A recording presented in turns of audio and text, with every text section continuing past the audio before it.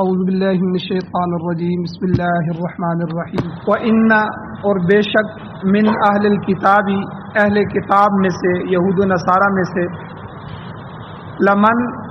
بعض لوگ البتہ ایسے بھی ہیں کہ یؤمن باللہ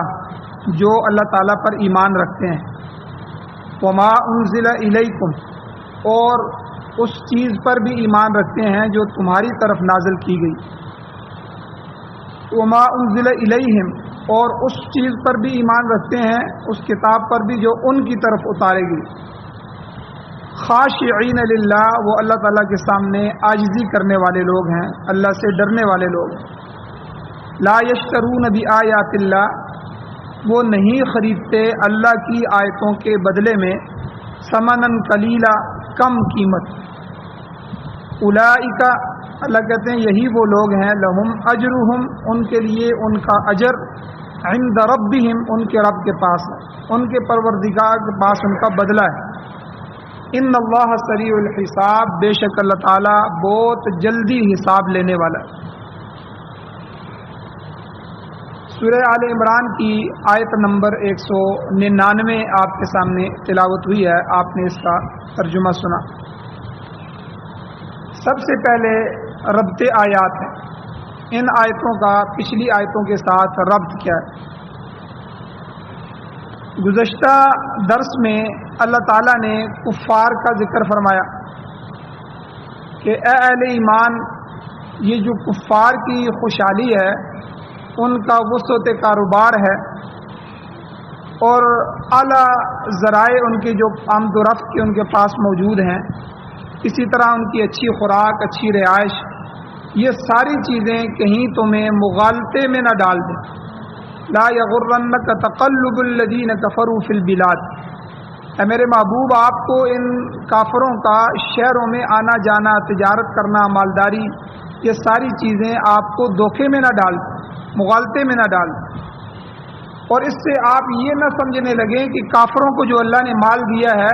تو شاید وہ اللہ کے محبوب ہیں اس لیے ان کو دیا ہے بلکہ یہ اللہ کے ہاں ضابطہ نہیں ہے اور اس کی پوری تفصیل پیچھے گزر چکی ہے کہ کافر کو جو کچھ ملتا ہے وہ دنیا میں ہی ملتا ہے اور آپ اندازہ لگائیں کہ آخرت میں اس سے بڑی سزا ان کی کیا ہوگی کہ جنت تو دور کی بات جہنم میں سے کبھی بھی کافر نکالا نہیں جائے اربہ ارب سال اور خربہ خرب سال جو ہے اور لا تعداد سالوں کے بعد بھی اسے یہ امید نہیں ہوگی اس کے لیے یہ ضابطہ نہیں ہوگا کہ اسے جہنم سے نکالا جائے اور جن گناہگار ایمان والوں کو جہنم میں ڈالا جائے گا تو اگرچہ ان کی سزائیں کئی دفعہ بہت لمبی ہوں گی بہت زیادہ ہوں گی لیکن بہرحال ان کو امید ہوگی کہ اس جہنم سے ہمارے لیے چھٹکارا ہے ایمان کی وجہ سے تو جو کچھ بھی کافروں کو مل رہا ہے وہ دنیا میں ہی مل رہا ہے پھر آگے اللہ نے پوری دنیا کی حقیقت بیان کر دی متاع قلیل کہ یہ ساری دنیا اور دنیا کے اندر جو بھی چیزیں ہیں اور جو خزانے اس کے پہاڑوں کی تہ میں چھپے ہوئے ہیں جو اس کے سمندروں میں بیش بہا قیمتی موتی ہیں یہ سب ایک جگہ جمع کر دیے جائے اللہ کہتے ہیں یہ میری نظر میں تھوڑا سا سامان ہے یعنی اس کی اللہ کے ہاں کوئی وقت اور کوئی قیمت نہیں ہے اس لیے اس بے وقت اور بے قیمت چیز کے ملنے کی وجہ سے کہیں تم ان کو اللہ کا محبوب نہ سمجھ لینا بلکہ دنیا میں سب سے زیادہ آزمائشیں سب سے زیادہ امتحانات اور سب سے زیادہ جو ہے کمیاں خوراک کی کمی اور جو ہے کھانے کی کمی یہ انبیاء کے ساتھ پیش آئیں اگر یہ ضابطہ ہوتا تو پھر تو انبیاء کے لیے کوئی اور ضابطہ ہوتا تو بہرحال اللہ تعالیٰ نے پچھلے درس میں اس سے منع فرما دیا ہاں البتہ اللہ تعالیٰ نے فرمایا کہ مرنے کے بعد ان کافروں کا جو ٹھکانہ ہوگا وہ جہنم ہوگا بئس المہاد اور وہ بہت بری جگہ ہے البتہ جو ایمان والے ہیں متقین ہیں اللہ نے فرمایا ان کے لیے رب کے پاس ان کا بدلہ ہے انہیں ایسی جنت میں داخل کیا جائے گا کہ جن کے نیچے نہریں ہوں گی اور یہ اللہ کی طرف سے ان کے لیے انعام ہوگا اب آج کے درس میں اللہ تعالیٰ نے خاص متقین کا ذکر فرمایا پچھلے درس میں تو کافروں کا ذکر فرمایا اور ساتھ متقین کے انعامات ذکر کیے اب صرف متقین کا ذکر فرمایا کہ اہل کتاب میں سے جو لوگ ایمان لائیں گے ان کے لیے بھی اللہ تعالیٰ نے بہت بڑا اجر تیار کر رکھا ہے۔ سب سے پہلے اسلام کا انصاف دیکھیں، یاد رکھیں کوئی بھی قوم چاہے وہ ہماری دشمن ہی کیوں نہ ہو، اسلام یہ ہمیں سکھاتا ہے کہ ان کی جو اچھی صفات ہیں اگر ہیں تو ان کو بیان کرنا چاہیے، اور آپ کا اگر ذاتی دشمن بھی ہے تو اس دشمن میں کوئی نہ کوئی اچھی صفت بھی ہوگی تو برملا اس کا اظہار کرنا چاہیے۔ تو قرآن مجید نے یہاں اہل کتاب کے متعلق اسی کو اللہ نے فرمایا، جس طرح پہلے اس سے پہلے بھی ذکر ہو چکا ہے کہ لیسو سواءن، اللہ نے قرآن میں فرمایا تھا کہ سارے کے سارے اہل کتاب برابر نہیں ہیں، ایک جیسے نہیں ہیں۔ اگر ان کی اکثریت قرآن پاک کی منکر ہے اور نبی خاتم النبیین صلی اللہ علیہ وسلم اور اسلام کے دشمن ہے تو ان میں سے کچھ اچھے لوگ بھی ہیں جو اسلام کی حقانیت کو سمجھتے ہیں اور وہ تعصب اور عناد اور ضد کو چھوڑ کر آخر کار ایمان قبول کر لیتے ہیں، اگرچہ وہ تعداد میں قلیل ہیں، تھوڑے ہیں تو لیکن ایسے لوگ ان میں موجود ہیں۔ اب ایسے ہی سمجھدار لوگوں میں جو ہے یہ ہر زمانے میں ایسے لوگ پائے جاتے ہیں۔ اب حضور علیہ السلام کے زمانے میں آپ دیکھیں عبداللہ بن سلام رضی اللہ تعالیٰ عنہ، یہ یہودیوں کے بڑے علماء میں سے تھے، بڑے عالم تھے، مگر اللہ کی توفیق سے اللہ نے توفیق دی تو اسلام قبول کر لیا۔ پھر چونکہ عالم تھے تو اس لیے ان کے ساتھ ساتھ پھر بہت سے دوسرے یہودیوں نے بھی اسلام قبول کیا اور حلقہ بگوش اسلام ہو گئے، تو یہ بھی انہی خوش نصیب لوگوں میں سے تھے۔ اسی طرح حضرت تمیم داری رضی اللہ تعالیٰ عنہ مشہور صحابی ہیں، یہ عیسائی تھے، اور اسی طرح حضرت صہیب رومی رضی اللہ تعالیٰ عنہ، ان کا تعلق بھی اسی مذہب عیسائیت سے تھا، عیسائیت سے اسلام لائے۔ اسی طرح ایک عظیم المرتبت صحابی حضرت سلمان فارسی رضی اللہ تعالیٰ عنہ، بڑی شخصیت ہے، تو ان کا پہلا دین بھی عیسائیت تھا، عیسائیت سے اللہ نے ان کو توفیق دی، تو ان سب نے اسلام قبول کیا اور مسلمانوں کی صف اول میں آگے جگہ بنائی، یعنی پھر عام صحابہ نہیں رہے بلکہ صف اول میں۔ حضرت سلمان فارسی رضی اللہ تعالیٰ عنہ کے بارے میں حضور نے فرمایا، اللہ نے اتنا مقام عطا فرما دیا کہ سلمان منا وانا من سلمان، میں سلمان میں سے ہوں اور سلمان اہل بیت میں سے ہے، یعنی ایسا اللہ کے نبی نے ان کے اعزاز عطا فرما دیا۔ تو یہ سارے لوگ پہلے اہل کتاب میں سے تھے۔ تو یہاں بعض مفسرین فرماتے ہیں کہ یہ دو آیتیں ہو گئیں اہل کتاب کے بارے میں، ایک تو پہلے لیسو سواء والی، اور ایک یہ ہے وَإِنَّ مِنْ أَهْلِ الْكِتَابِ لَمَن يُؤْمِنُ بِاللَّهِ، اہل کتاب میں سے بہت سے وہ ہیں جو اللہ پر ایمان رکھتے ہیں۔ تو مفسرین فرماتے ہیں کہ لیسو سواء والی جو آیت ہے وہ یہودیوں کی طرف اشارہ کر رہی ہے کہ یہودیوں میں سے بہت سے لوگ ایسے موجود ہیں، اور اس آیت میں وَإِنَّ مِنْ أَهْلِ الْكِتَابِ سے نصارہ یعنی عیسائی مراد ہے۔ اب یہودیوں میں سے حضرت عبداللہ بن سلام رضی اللہ تعالیٰ عنہ، جن کا متعلق میں نے ابھی بتایا، ان کے متعلق حضور علیہ الصلوۃ والسلام نے ارشاد فرمایا عبداللہ مثل عاشر عشرہ، یعنی عبداللہ جو ہیں یہ عشرہ مبشرہ کی طرح ہیں۔ عشرہ مبشرہ یعنی ان 10 صحابہ کی طرح ہیں جنہیں حضور علیہ الصلوۃ والسلام نے بیک وقت ایک ہی مجلس میں جنت کی بشارت دی تھی۔ اب یہ عشرہ مبشرہ کون ہیں، ان کے نام ہمیں یاد ہونے چاہیے، ہمیں اپنے بچوں کو عشرہ مبشرہ جو صحابی ہیں وہ 10 صحابہ جن کو حضور علیہ الصلوۃ والسلام نے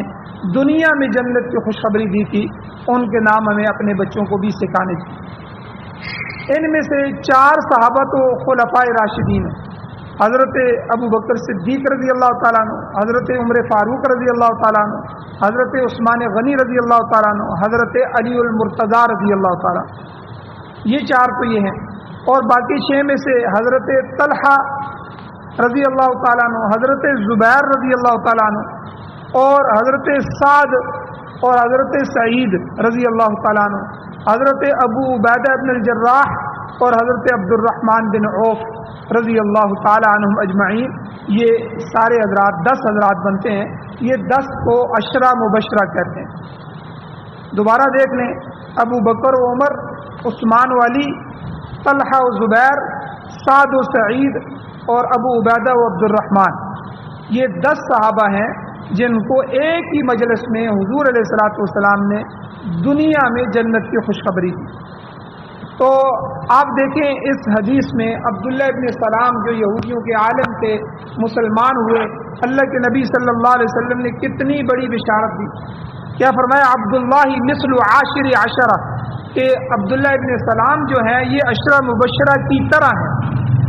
یعنی کیا مطلب؟ دنیا میں کہا کہ ان جنتیوں کی طرح ہیں۔ اسی طرح مسلم شریف اور ترمذی شریف کی روایت ہے، اس میں آتا ہے کہ حضرت عبداللہ بن سلام رضی اللہ تعالیٰ عنہ انہوں نے ایک خواب دیکھا، اور خواب آ کے حضور علیہ الصلوۃ والسلام کے پاس بیان فرمایا۔ حضور علیہ السلام کی یہ عادت ہوتی تھی کہ حضور خاص طور پہ فجر کی نماز کے بعد پیچھے مقتدیوں کی طرف جو ہے منہ کر کے بیٹھتے تھے، صحابہ کی طرف، اور بعض دفعہ پوچھتے تھے کہ بھائی کسی نے خواب تو نہیں دیکھا؟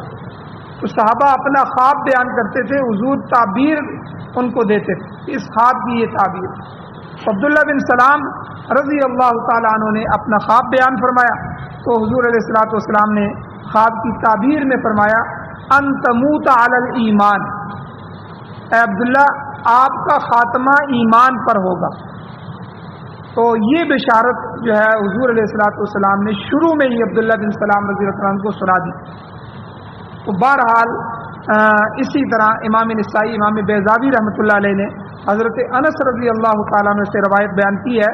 کہ امام ابن جریر رحمۃ اللہ علیہ انہوں نے حضرت جابر رضی اللہ تعالیٰ عنہ صحابی رسول ہیں ان سے نقل کیا ہے کہ نجران کے 40 عیسائی وہ ایمان قبول کر چکے تھے نجران کے۔ اسی طرح حبشہ میں 32 خوش نصیب افراد ایسے تھے جو ایمان کی دولت سے مالا مال ہوئے۔ اور اسی طرح مدینے کے یہودیوں میں سے ابھی میں نے تذکرہ کیا حضرت عبداللہ بن سلام رضی اللہ تعالیٰ عنہ، یہ سیر فرست تھے، اور ان کے ساتھ بہت سے دوسرے یہودی بھی مسلمان ہوئے۔ اور اسی طرح حبشہ کا جو بادشاہ تھا نجاشی، وہ خود بھی ایمان لے آیا، اور اس کے ساتھ کئی لوگ پوری قوم میں سے جو ہے وہ ایمان لائے۔ اسی طرح امام نسائی رحمۃ اللہ علیہ فرماتے ہیں کہ مکہ سے ہجرت کر کے 2 قافلے حبشہ کے ملک میں پہنچے۔ جو شروع میں جو ہجرت ہوئی ہے، مدینہ کی ہجرت بعد میں ہوئی ہے، اس سے پہلے 2 ہجرتیں ہوئی ہیں جو حبشہ کی طرف ہوئی ہیں۔ ان میں سے جو پہلا قافلہ تھا اس میں مہاجرین کی تعداد کم تھی، تھوڑی تعداد تھی، لیکن جو دوسرا قافلہ گیا ہے اس میں 80 افراد تھے، جن میں حضرت عثمان رضی اللہ تعالیٰ عنہ بھی تھے، اور ان کی زوجہ تھیں جو حضور علیہ السلام کی بیٹی ہیں، دختر ہیں، حضرت رقیہ رضی اللہ تعالیٰ عنہ، یہ بھی ہجرت کر کے گئے۔ اور اسی طرح ان کے ساتھ حضرت جعفر طیار رضی اللہ تعالیٰ، حضرت علی رضی اللہ تعالیٰ کے بھائی تھے، تو حضرت جعفر، تو ان کے ساتھ ان کی بیوی جو ہے وہ حضرت زوجہ حضرت اسما رضی اللہ تعالیٰ عنہ، وہ بھی اسی قافلے میں تھی۔ تو بہرحال یہ ایک بڑا قافلہ جو دوسرا قافلہ تھا یہ ہجرت کر کے جو ہے وہاں پہنچے۔ تو بہرحال یہ ایک لمبا قصہ ہجرت کا۔ تو آخر کار نجاشی نے حضرت عثمان رضی اللہ تعالیٰ عنہ اور حضرت جعفر رضی اللہ تعالیٰ عنہ ان کے ہاتھ پر ایمان اور اسلام قبول کر لیا۔ اور یہ جو نجاشی بادشاہ تھا، اسے حضور علیہ الصلوۃ والسلام کا ملاقات کا جو شوق تھا وہ عمر بھر رہا، کہ میں موت تک اس کا شوق تھا کہ میں حضور سے ملوں، لیکن چونکہ بادشاہ تھا اس لیے مل نہیں سکا، وہاں سے آ نہیں سکا۔ مگر مورخین لکھتے ہیں، یہ تاریخی روایت ہے کہ ایک موقع پر نجاشی نے 30 افراد پر مشتمل ایک قافلہ، ایک وفد جو ہے جس میں اس کا اپنا بیٹا بھی تھا، اس نے حضور علیہ السلام کی خدمت میں بھیجا تھا۔ لیکن یہ وفد جو تھا یہ بحری سفر سے، دریا کے سمندر کے سفر سے جو ہے وہ آ رہا تھا، تو یہ سمندری طوفان کے نظر ہو گیا اور ان کی کشتی ڈوب گئی، اور ان میں سے کوئی بھی زندہ نہیں بچ سکا، ان کی ملاقات بھی حضور سے نہیں ہو سکی۔ البتہ اس کے علاوہ ایک اور قافلہ وہاں سے مدینہ آیا تھا اور انہوں نے ایمان قبول کیا۔ آگے 7ویں سپارے کے اندر ابتدا میں ہی ان کا تذکرہ آئے گا۔ اب امام بغوی رحمۃ اللہ علیہ یہ فرماتے ہیں اپنی تفسیر میں، مفسر قرآن ہیں، یہ لکھتے ہیں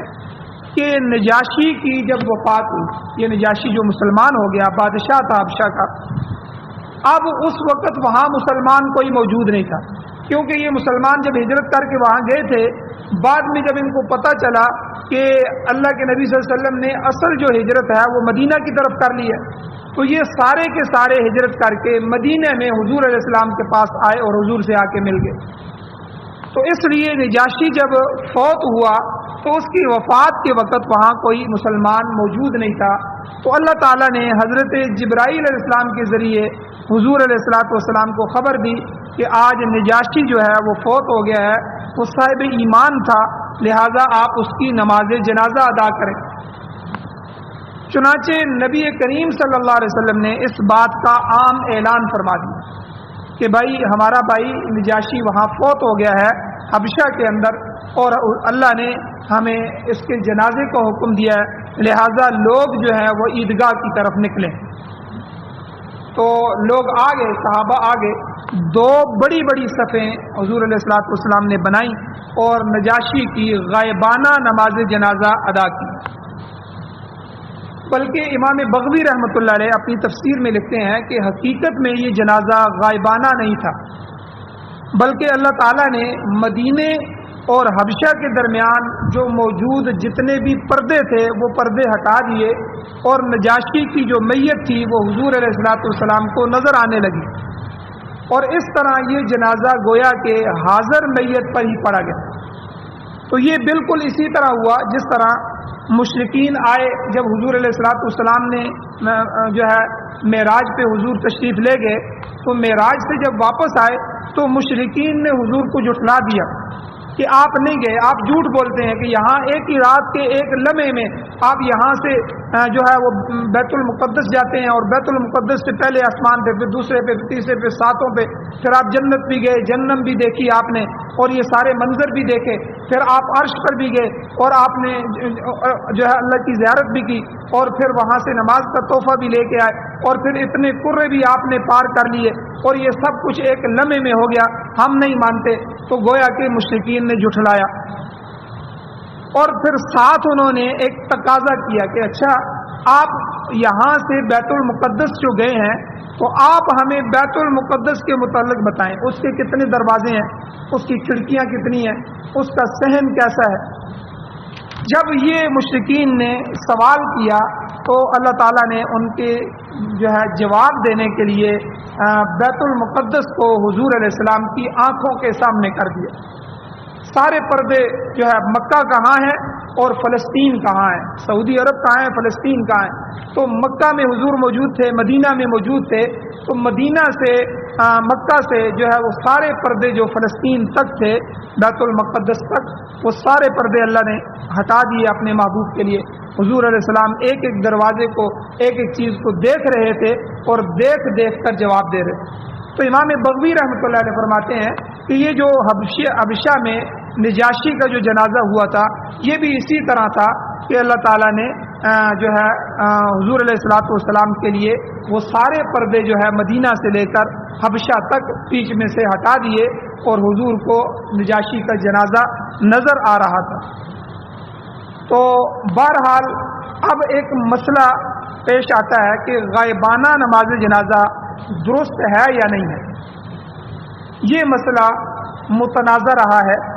امام ابو حنیفہ رحمۃ اللہ علیہ فقہا میں سے فرماتے ہیں کہ جس مسلمان کا جنازہ پڑھنے والا کوئی مسلمان موجود نہ ہو، اس کا غائبانہ نماز جنازہ پڑھا جا سکتا ہے۔ یہ نماز فرض کفایہ ہے، اور چند مسلمانوں کی طرف سے نماز جنازہ پڑھ لینا سب کو کافی ہو جاتا ہے۔ تو نجاشی کا جنازہ غائبانہ ایک تو اس وجہ سے جائز تھا کہ اس وقت حبشہ میں کوئی مسلمان موجود نہیں تھا، لہذا اس کا جنازہ پڑھنا دوسرے مسلمانوں پر ضروری ہو گیا تھا، اور دوسری وجہ یہ بھی ہے کہ یہ جنازہ حقیقت میں غائبانہ نہیں تھا، کیونکہ نجاشی کی میت حضور صلی اللہ علیہ وسلم کے آنکھوں کے سامنے کر دی گئی تھی۔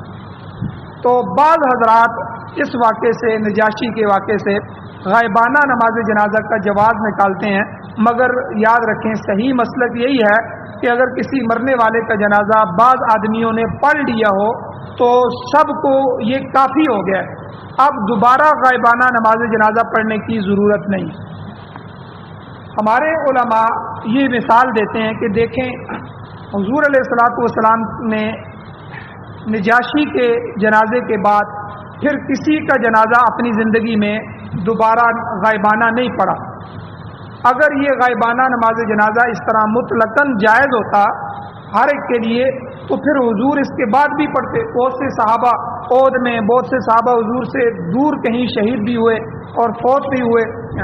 تو کئی سفروں کے اندر فوت ہوئے، لیکن حضور نے کسی کی نماز جنازہ غائبانہ نہیں پڑھی، اور پھر اس کے بعد سے صحابہ نے بھی نہیں پڑھی، اور تابعین اور تبع تابعین کے دور میں بھی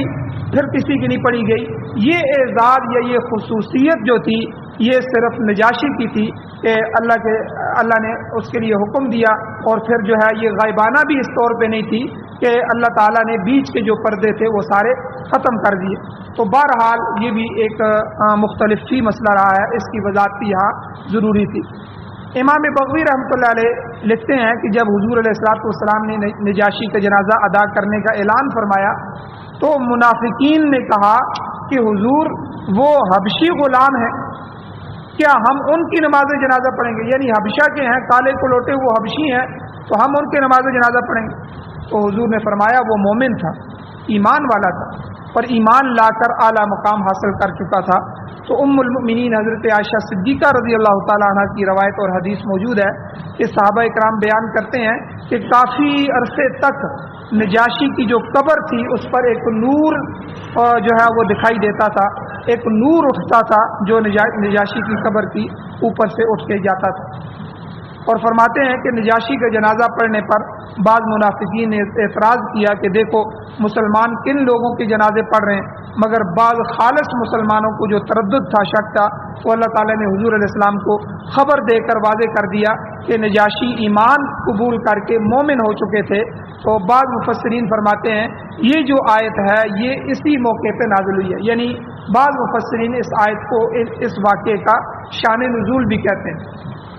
تو بہرحال اللہ تعالیٰ نے یہاں اس آیت میں یہ فرمایا وَإِنَّ مِنْ أَهْلِ الْكِتَابِ، اہل کتاب میں سے بعض ایسے بھی ہیں لَمَن يُؤْمِنُ بِاللَّهِ، جو اللہ تعالیٰ پر ایمان لاتے ہیں، وَمَا أُنزِلَ إِلَيْكُمْ، اور اس چیز پر جو تمہاری طرف نازل کی گئی یعنی قرآن مجید اور حضور کی باتیں، اس پر بھی ایمان لاتے ہیں. وَمَا أُنزِلَ إِلَيْهِمْ، اور جو ان کی طرف اتاری گئی ہے ان پر بھی وہ ایمان لاتے ہیں، یعنی جو ان کی تورات، انجیل، زبور جو اور صحیفے جو ان کی کتابیں ان پر بھی ایمان لاتے ہیں. تو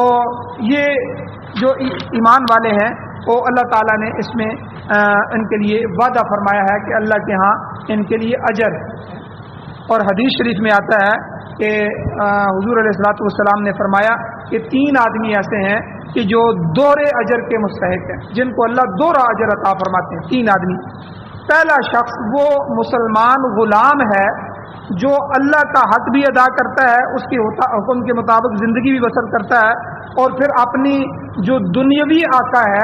اس دنیا والا آقے کا حق بھی ادا کرتا ہے، اس کی خدمت میں بھی کوئی کسر نہیں چھوڑتا. آپ دیکھیں ہم جو ہے اپنا حق، اللہ کا حق ادا کر دیں، یہ بڑی بات ہے. اگر ہم کسی کے غلام ہوتے پھر آقا کا حق بھی ادا کرنا ہوتا تو کتنی مشکل ہوتی. تو حضور علیہ الصلوۃ والسلام نے فرمایا اللہ ایسے مسلمان غلام کو دوہرا اجر عطا فرماتے ہیں کہ جو اللہ کا حق بھی ادا کر رہا ہو اور اپنے آقا کے ساتھ بھی جو ہے وہ صحیح چل رہا ہو، اس کا حق بھی. اور اسی طرح دوسرا وہ شخص ہے جو اپنی لونڈی کی، اپنی غلام عورت کی اچھی تربیت کرتا ہے، پھر اس کو آزاد کر کے آزاد عورت بنا لیتا ہے، پھر اس کے ساتھ نکاح کر لیتا ہے. اس کے لیے بھی حضور نے فرمایا دوہرا اجر. اور تیسرا وہ شخص بھی دوہرے اجر کا مستحق ہے جو پہلے کسی دوسرے نبی کا امتی تھا اور کسی دوسری کتاب پر ایمان رکھتا تھا، پھر حضور علیہ السلام کا زمانہ پایا تو آپ علیہ الصلوۃ والسلام پر اور قرآن پاک پر ایمان لے آیا. تو